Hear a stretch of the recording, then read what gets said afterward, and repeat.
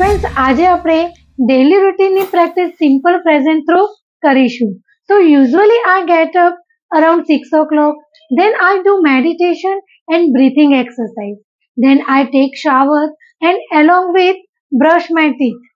Then I make a breakfast with tea.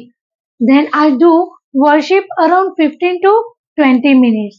Later on I take my breakfast along with tea. Then friends I start my house chores and I clean my house. Then I put my all things their own place. Then I use mobile and I see my messages and emails.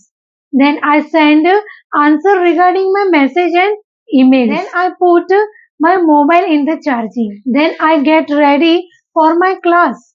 Then I leave house. Then I come back at home. Then I spend time with my friend. Later on, friends, I write my script for my YouTube videos. Then I make a dinner. Then I eat food. Then I watch a social media around 20 to 30 minutes. I like inspiration video, so I watch those all video and I learn something new. Then I pray to God for gratitude towards the whole day.